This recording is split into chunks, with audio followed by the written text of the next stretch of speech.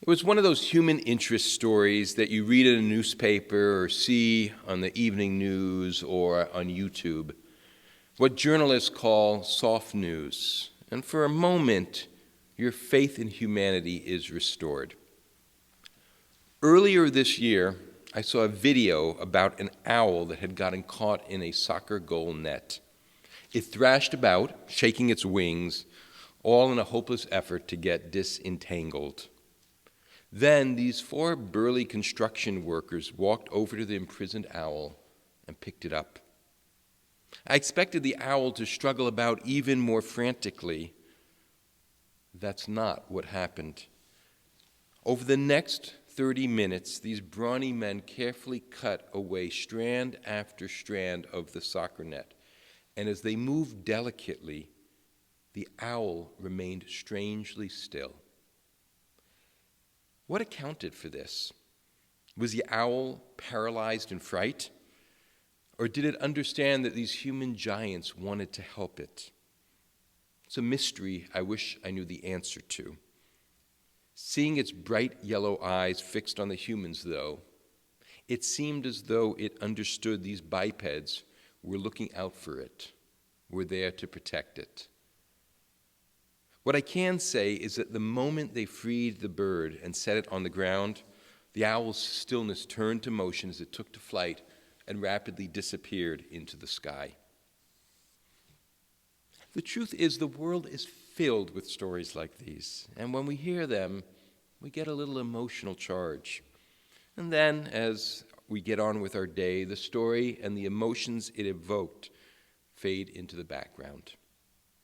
Nonetheless, I have a faith that a residue of goodness remains with you, changes you, encourages you, supports you through the harder bits of life.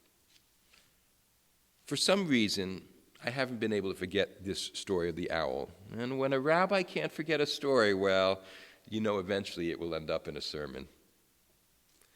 Of course, what predominates all our thoughts these days is COVID-19. We are as captured and paralyzed by this pandemic as the owl was by the net. I know that for a lucky few, this period of quarantine is a blessing.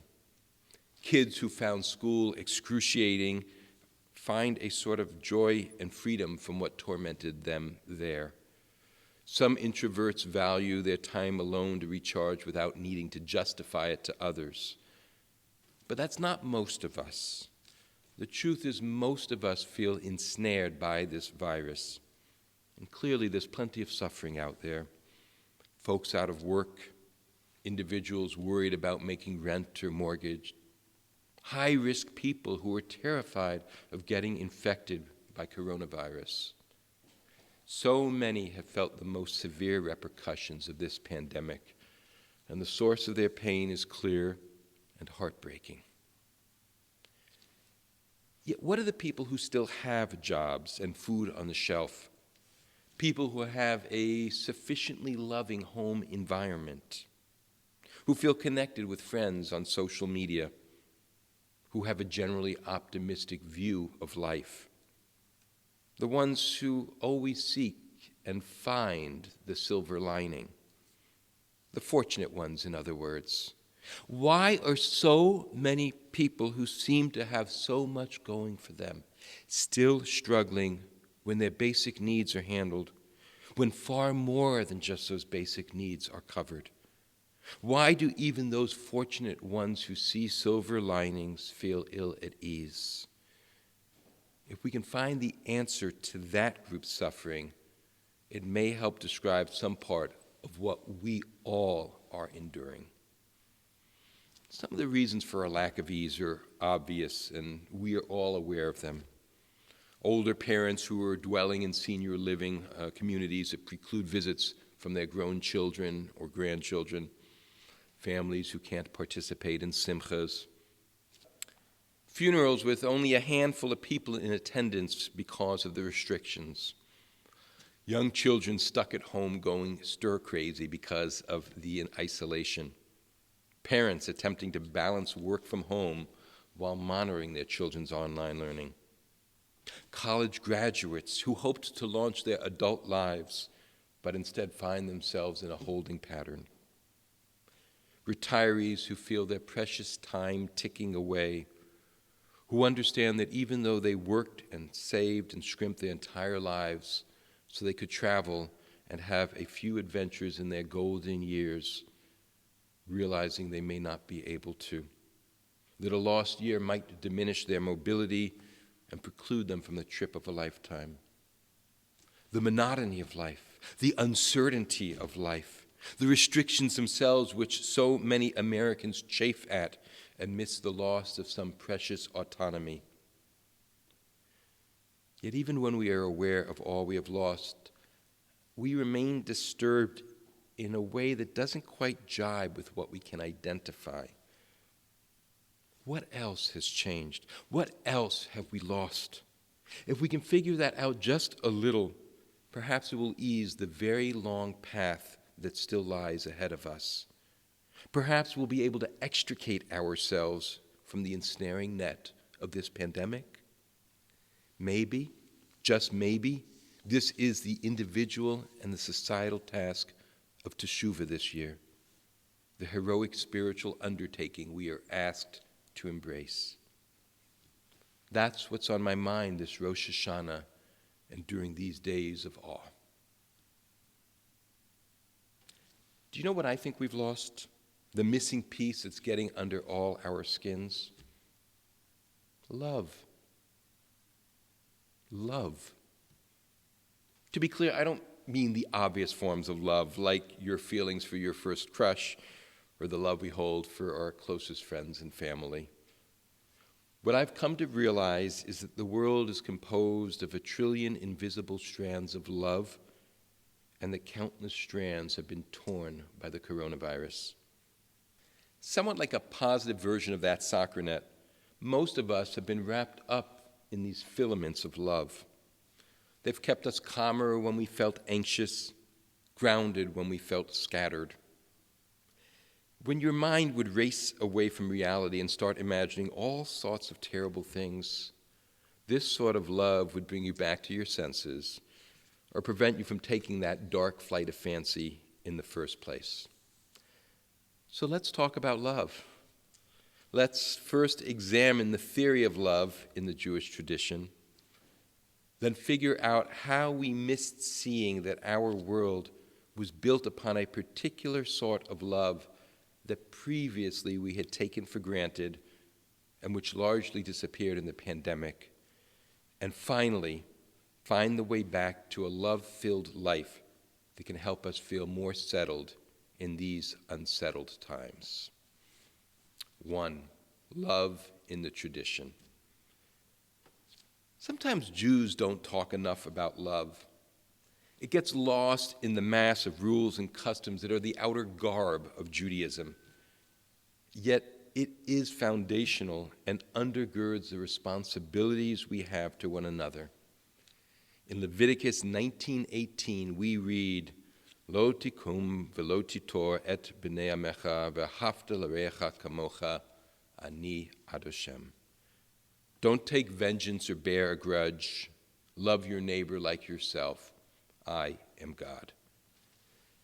This verse is so important that Rabbi Akiva called it a Klal Gadol b'Torah, which we can translate as a major rule of the Torah or as a general rule of the Torah. What does it mean to say that loving your neighbor is a Klal Gadol b'Torah? Kli Yakar is a book written in the 16th century by Rabbi Shlomo Lunshitz, a sage of Poland. And Lunschitz's commentary is often distinguished by keen psychological insight. Many of you know the famous story he uses to illustrate loving your neighbor. You shall love your fellow. Our sages have said that this is a great principle in the Torah. In the Talmud, it relates that there was once a proselyte who asked Hillel to convert him on condition that he would teach him the entire Torah while he stood on one foot. Hillel taught him the verse, you shall love your fellow as yourself. It seems, says Lunshitz, that this proselyte was a righteous convert, and he was not mocking in jest to propose Hillel teach him the entire Torah while he stood on one foot. Rather, he was requesting Hillel show him one foundation for all of the Torah's commandments, upon which all of the Torah's commandments stand, so that he would not come to forgetfulness, which is common for a convert who did not learn anything about the Torah's commandments from their youth. According to Klal, this verse is not a major rule, but the general rule from which everything else in the Torah is derived and which it exemplifies. You shall not murder or steal, an example of love. You shall have honest weights and measures, an example of love. You shall send the mother bird away before snatching her eggs, love. In Judaism, love is the prime directive, the meta law, the basis of halakha and of a meaningful life. Moreover, despite atheists like Richard Dawkins, who wrote about the selfish gene, this interpretation is a support to those scientists who have studied the altruistic gene to understand just why it is that love helps us to survive. Because the best religion has the support of science, and the most meaningful science serves as an explanation of hard-won spiritual truths. Why did we miss how much love filled the world? There's a rabbinic statement that does a good job of explaining how and why the importance of the love that supported us before the pandemic was so often minimized by us or even rendered invisible. In the Talmud, we read, Ein habracha mitsuya ela b'davar hasamui min ha'ayin. God's blessing is normally found in unexpected places, hidden from the eye. And what this phrase actually means is that there are so many blessings of love constantly surrounding us that we take them for granted. The most precious substance on the planet for us mammals is oxygen, air. It is also abundant, cheap, and literally invisible. Yet as the horrific murder of George Floyd reminds us, there's no greater love than our God-given ability and right to breathe. When that simple gift was denied to George Floyd, a fundamental form of love was seized and stolen from him. No wonder our nation is hurting. You can't deny someone the most basic form of love without that pain being felt everywhere. Cruelty is the negation of life-sustaining love. The same goes for water, sunlight, gravity, God's abiding love for us. Thankfully, those forms of God's love haven't been taken away from us, or we would all be plunged into an unimaginable darkness. No, the form of love that was taken from us when this pandemic began was the manifestation of God's blessing of love through the small and constant interactions we have with cashiers and clerks, with people on the bus, or a stranger on the street with whom we shared a few pleasantries. It was a short conversation you'd have with a familiar face in synagogue, which, whether you recognized it or not, provided us all with a sense of place and belonging. Leaving Cleveland to move to Portland meant I had to say goodbye to Jimmy, the Italian Catholic barber I trusted with scissors. We discussed our two religions, his gaggle of grandchildren, classical music, even architecture. When I walked out of his shop after my last haircut with him, a deep sense of sadness descended on me. And I'm so grateful that my family discovered Tara. She's my Portland Jimmy and an important part of my family circle. The conversations you have with the person who cuts your strands of hair are part of this invisible loving support. 3, finding our way back to love. Suppose it is true that part of why we are all suffering is because so many strands of this invisible web of love have been cut. What are we to do about it? If our souls are disquieted, it is because so many of these filaments of love have been snipped. And therefore, the only sensible course of action is first to mourn what we have lost. We each would probably benefit if we were to write down as many of these losses as we can identify and then sit Shiva for them. The Jewish way through grief has always been to face loss head on with open eyes. Having done that, we rise up and take a walk around the block, which is to say, we will all need to actively recreate this web of concern that supported us. It won't do to wait for the world to go back to normal. Love is the core, it's the essence, it's not the outer forms. Waiting for the world to return to normal is to say, I can live without the web of love. I can endure. What I miss is not love, but the forms it takes.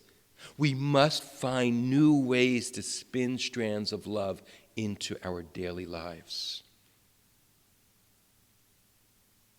I too hope for the world to return to many of the parts of life we found so precious. But not all of them will be safe, and if I can be frank, some things probably won't come back. This is a time of disruption, an inflection point toward a new normal. On a massive scale, we all need to build new structures, new rules, new order. This is how we restore the love that was lost. On the individual level, I think we've found that creating new habits and structures for ourselves helps us navigate the monotony of being stuck at home. Yet I'd suggest that most of us made some early changes and probably got into a holding pattern shortly thereafter. We would be well served to ask ourselves if the structures of love we have built in our new lives are the best we can come up with. We may be aided in this exercise by a modern commentator by the name of Chiba Yetera, which means additional affection appropriately. And the Chiba comments on our verse in Leviticus 19. If you bestow kindness on your neighbor, God will bestow kindness on you. This is why the Pasuk ends, I am God. For we have discovered that the manner in which you have made it better for your neighbor, it in turn is made better for you. This is the meaning of the word kamocha, as yourself, like you. I know that may sound a bit like rabbinic mumbo-jumbo. How on earth can one honestly believe that all the kindness we perform in the world returns to us, Rabbi? Life doesn't work like that. But maybe that is the deepest lesson of the pandemic. Ein habracha mitzuya ella b'davar hasamui men ha'ayin. God's blessing is found in the places hidden from the eye. From the eye it's hidden, but not from the heart. That's what this pandemic has taught us. That's the blessings of love were constant and everywhere, carried in what we imagine were 100 inconsequential interactions. And whether we knew it or not, we were constantly pouring out our love into the world, and it returned to us over and over. That feedback mechanism is partially broken now, which is okay, because we are the people of tikkun. We can fix it by finding new ways to love our neighbors like ourselves. And the more we do so, the better we'll feel, because with love, what you give is what you get. Here then is my charge, my challenge for all of us. May you recognize and have the courage to act on the facts. We are all entangled in an invisible net. Whether the net ensnares us or supports us depends on how we approach it. We've all lost a lot of hidden love, and we're all living with a broken heart. We need to sit Shiva for the love we lost. We need to weave a new web of rules that reflects the love we want in the world. We can do this fearlessly because in the economy of love, we get what we give. May this indeed be a year of sweetness for all of us. May we increasingly feel a sense of shlemut, a sense of fullness and well-being. And may we each work to make it so. Shana Tova Tikatevu. May we all be written in the book of a loving life.